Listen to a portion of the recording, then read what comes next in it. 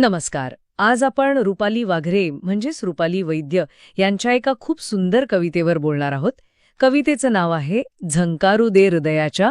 आपल्याकडे स्रोत म्हणून ही एकच कविता आहे, पण खरं सांगायचं तर काही कविता अशा असतात की त्या एका कवितेतच अख्खं जग सामावलेलं असतं. आज आपण या कवितेच्या आत शिरून तिच्या प्रत्येक ओळीचा, प्रत्येक शब्दाचा अर्थ उलगडून बघूया. या कवितेचं वैशिष्ट्य म्हणजे यात प्रेम आणि निसर्ग इतके एकरूप झाले आहेत की त्यांना वेगळं करणं जवळजवळ अशक्यच वाटतं. कवयित्रीने हे कसं साधलंय हेच शोधणं, हेच आपल्या आजच्या गप्पांचं ध्येय आहे. सुरुवात करूया त्या 2 ओळींनी ज्यांनी खरं तर मला या कवितेकडे खेचलं. तू बकुळगंध सखे, मी उन्हाळ रान वारा, झंकारू दे हृदयाच्या आता अबोल तारा. आणि काय सुरुवात आहे. मला वाटतं या 2च ओळींमध्ये म्हणजे संपूर्ण नात्याचं व्याकरणच मांडलं आहे कवयित्रीने. हो ना. बकुळगंध आणि रानवारा ह्या 2 प्रतिमा बघा, त्या एकमेकांना पूरक आहेत, पण त्याचवेळी पूर्णपणे वेगळ्या आहेत. एका बाजूला आहे बकुळीचा तो मंद, गोड, एका जागी स्थिर असलेला सुगंध, आणि दुसऱ्या बाजूला एक उन्हाळ भटकणारा वारा. अगदी उन्हाळ, दिशाहीन. मला यातला तो उन्हाळ शब्द खूप महत्वाचा वाटतो. तो फक्त चंचल नाहीये, उन्हाळ आहे. म्हणजे त्यात एक प्रकारचं स्वातंत्र्य आहे, पण एक दिशाहीनता सुद्धा आहे. असं वाटतं की तो वारा जणू का स्वतःच्याच शोधात फिरतोय, आणि मग त्याला तो बकुळीचा सुगंध भेटतो. बरोबर मुद्दा पकडलाय. त्या सुगंधाच्या संपर्कात आल्यावर त्या वाऱ्याच्या भटकंतीला एक अर्थ मिळतो, एक दिशा मिळते. हो, एक दिशा मिळते. तो आता फक्त वारा राहत नाही, तो बकुळगंधाचा वारा बनतो. त्याची ओळख त्या सुगंधाशी जोडली जाते, आणि दुसरीकडं तो सुगंधही त्या वाऱ्यामुळेच तर दूरवर पसरतो, स्वतःच्या कक्षा ओलांडतो. हे नात्याचं किती सुंदर रूपक आहे, नाही का? खरंच. म्हणजे 2 व्यक्ती एकमेकांना बदलत नाहीत, तर एकमेकांना अधिक मोठं करतात, अधिक व्यापक बनवतात. अगदी. आणि याच मिळण्यामुळे हृदयाच्या त्या अबोल तारा त्या झंकारायला लागतात. ज्या भावना आतापर्यंत मुक्या होत्या, ज्यांना व्यक्त व्हायला जागाच नव्हती, त्यांना एक सूर सापडतो. पण मला इथे एक प्रश्न पडतो. साधारणपणे प्रेमात स्त्रीला फुलाची किंवा सुगंधाची उपमा दिली जाते. इथे कवयित्रीने स्वतःसाठी रानवारा हे प्रतीक निवडलं आहे. हे जरा वेगळं नाही का वाटत? हां, हा खूपच इंटरेस्टिंग प्रश्न आहे, आणि हेच या कवितेचं वेगळेपण आहे मला वाटतं. कदाचित कवयित्रीला प्रेमातल्या त्या पारंपरिक भूमिकांना छेद द्यायचा असेल, असू शकतं. किंवा असंही असेल की त्या उन्हाळ असण्याला त्या नकारात्मक बघतच नाहीयेत. ते एक ऊर्जेचं, चैतन्याचे प्रतीक आहे, आणि ही ऊर्जा जेव्हा सुगंधाच्या स्थैर्याला भेटते तेव्हा एका सुंदर नात्याचा जन्म होतो. वा. म्हणजे हा नात्याकडे बघण्याचा एक जास्त आधुनिक, जास्त समान पातळीवरचा दृष्टिकोन आहे. बरोबर. खरंच. या दृष्टिकोनातून पाहिल्यावर त्या ओळी अधिकच सुंदर वाटतात. आणि मग एकदा का या अबोल तारा झंकारायला लागल्या की मग तर जणू काही भावनांचा आणि निसर्गाचा पूरच येतो. पुढच्याच कडव्यात मातीचा गंध ओला येतो, आणि मग तर फुलांची एक रांगच लागते. हो. आणि तो मातीचा गंध ओला ही प्रतिमा किती समर्पक आहे. पावसानंतरचा तो पहिला सुगंध. हो हो. त्यात एक ताजेपणा आहे, नवचैतन्य आहे. नात्याच्या सुरुवातीची जी एक नैसर्गिक ओढ असते ती यातून अगदी अचूक व्यक्त होते. आणि त्यानंतर येणारी फुलं पहा. गुलमोहर, गुलाब, मोगरा. ही फक्त फुलांची यादी नाहीये मला वाटतं. नाहीच. यात प्रेमाच्या वेगवेगळ्या अवस्था आहेत. गुलमोहर म्हटलं की तो लाल भडक तेजस्वी बहर डोळ्यासमोर येतो, म्हणजे एक प्रकारची उत्कटता, पॅशन. हो. गुलाब तर आहेच प्रेमाचं प्रतीक, पण मग येतो मोगरा, जो सात्विकतेचं, पवित्रतेचं प्रतीक आहे. त्याचा सुगंध मादक असला तरी त्यात एक प्रकारची स्निग्धता आहे.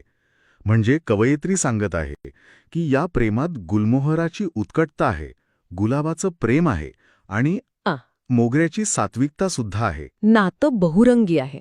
अगदी बहुआयामी आहे. आणि मग त्यात भर पडते ती शेवंतीच्या शुभ्र पाकळ्यात पिवळ्या रंगाची दाटी या ओळीची.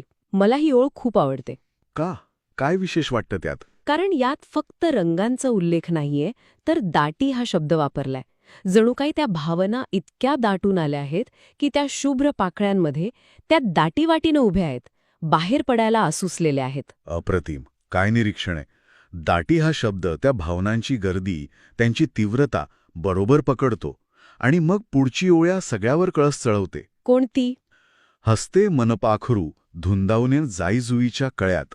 आत्तापर्यंत भावना निसर्गातून व्यक्त होत होत्या, आता तर मनच पाखरू बनलंय. आणि त्या धुंद कळ्यांमध्ये जाऊन हसते. बरोबर. म्हणजे निसर्ग आणि मन यांच्यातलं अंतरच संपून गेलंय. ते एकरूप झालेत.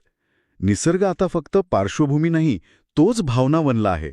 वा, म्हणजे सुरुवातीला जे वारा आणि सुगंध हे दोन वेगळे घटक होते ते आता पूर्णपणे एक झाले आहेत. इतके की मनातलं पाखरू फुलांच्या कळ्यात जाऊन हसते. आणि ही एकरूपता अनुभवत असतानाच कवितेतलं वातावरण बदलतं. दिवसाचा प्रकाश जाऊन आता सांज दाटून येते. हो, आणि हा बदल खूप हळुवारपणे येतो. सांज अलगद झाकोळते कृष्ण सावळ्या नभात. दिवसाचा गोंगाट संपतो आणि एक शांत, गूढ, रोमॅन्टिक वातावरण तयार होतं. आणि याच वातावरणात ती भव्य प्रतिमा येते. हो, तीच घेई क्षितिज वसुंधरेचे चुंबन अलवार ओठी. ही ओळ वाचताना प्रत्येक वेळी माझ्या अंगावर अक्षरशः काटा येतो. काय कल्पना आहे. आहेच. दोन व्यक्तींच्या नात्याला थेट वैश्विक पातळीवर नेऊन ठेवलंय. आकाश आणि पृथ्वी यांचं मिलन. या प्रतिमेची ताकद तिच्या भव्यतेत आहे. कवयित्री त्यांच्या वैयक्तिक खाजगी प्रेमाला निसर्गातल्या सर्वात मोठ्या आणि शाश्वत मिलनाशी जोडत आहेत. म्हणजे त्यांचं प्रेम हे काहीतरी छोटं वैयक्तिक नाही, तर ते तितकंच नैसर्गिक, भव्य आणि अटळ आहे जितकं क्षितिजाचं पृथ्वीला मिळणं. अगदी. यामुळे त्या नात्याला एक वेगळीच प्रतिष्ठा आणि उंची मिळते. पण मला यातली अजून एक गोष्ट अजून जास्त सुंदर वाटते. इतकी भव्य वैश्विक प्रतिमा वापरल्यानंतर कवयित्री लगेच आपल्याला एका लहानशा घरगुती प्रतिमेकडे घेऊन येते. प्रीत पाखरे झेप घेती, पिल्लांनी कुजबुजती घरटी, ही ओळ ना. हो, या दोन प्रतिमांमधला जो कॉन्ट्रास्ट आहे तो कमाल आहे. बरोबर. आणि तो खरं तर विरोधाभास नाहीये, तो एक सुंदर प्रवास आहे. एका क्षणी तुम्ही वैश्विक प्रेमाचे साक्षीदार असता आणि दुसऱ्याच क्षणी तुम्ही घरट्यातल्या वात्सल्याचा अनुभव घेता. अरे वा. कवयित्रीला हेच सुचवायचं आहे की या प्रेमात आकाशाची भव्यता आहे, तशीच घरट्याची सुरक्षितता आणि उबदारपणा सुद्धा आहे. म्हणजे उत्कटतेसोबतच वात्सल्य, काळजी या भावनाही आहे. हो, जबाबदारीची भावना आहे. मी या दृष्टिकोनातून विचारच केला नव्हता की क्षितिज आणि घरटं या दोन प्रतिमा भव्यता आणि वात्सल्य यांना एकत्र आणतात. यामुळे कवितेच्या अर्थाला एक नवीनच खोली मिळाली. आणि ते आहेच, कारण कोणतंही नातं फक्त उत्कटतेवर किंवा फक्त सुरक्षिततेवर टिकत नाही. त्याला दोन्ही गोष्टींची गरज असते. कवयित्रीने दोन ओळींमध्ये नात्याचं हे संपूर्ण सत्य मांडलं आहे. आणि ही भावना, ही एकरूपता आता इतकी तीव्र झाली आहे की ती सृष्टीच्या कणाकणात उतरली आहे. शेवटच्या कडव्यात त्या म्हणतात, यौवनात तृणपाते तल्लीनतेने तुझेच गीत गाती. आता फक्त फुलं, पक्षी किंवा आकाशपृथ्वी नाही, तर गवताचं एक एक पातं, अगदी क्षुल्लक वाटणारं गवताचं पातं सुद्धा त्या प्रेमाच्या गाण्यात तल्लीन झाला आहे. तल्लीन हा शब्द इथे खूप महत्वाचा आहे. आता निसर्ग केवळ प्रेमाची साक्ष देत नाहीये, तर तो स्वतः त्या प्रेमात सहभागी झालाय. तो स्वतः एक आशिक बनला आहे. संपूर्ण सृष्टीत जणू त्या प्रेमाचा उत्सव साजरा करत आहे. बरोबर. आणि या उत्सवाच्या परमोच्च बिंदूवर मग तो शेवटचा हळवा प्रश्न येतो. तो प्रश्न जो सगळं काही सांगून जातो. का कळेना श्वासातूनही अलगद पाझरती प्रीती. म्हणजे इतकं सगळं झाल्यावर, संपूर्ण निसर्ग माझ्या प्रेमाची ग्वाही देत असताना, गवताचं पातही तुझं गीत गात असताना, आणि इतकंच काय, माझ्या प्रत्येक श्वासातून हे प्रेम पाझरत असताना ते तुला थेट का कळत नाही. यात एक प्रकारची आर्थता आहे, एक तक्रार आहे. हो, पण ती रागाची नाही वाटत. नाही, ती हक्काची आहे. आपण सुरुवात केली होती अबोल तारांपासून, ज्या भावना मुक्या होत्या. आणि कवितेचा शेवट कुठे होतोय, जिथे प्रेम श्वासातूनही पाझरत आहे. म्हणजे ते आता फक्त मनातलं किंवा हृदयातलं नाही राहिलंय. नाही, ते श्वासाइतकं नैसर्गिक आणि जीवनावश्यक बनलं आहे. ते अस्तित्वाचाच एक भाग झाला आहे. म्हणजे जो वारा सुरुवातीला उन्हाळ होता, तो आता पूर्णपणे त्या सुगंधाने भारावला गेलाय. त्या सुगंधाशिवाय त्याचं अस्तित्वच उरलेलं नाही. अगदी तसंच.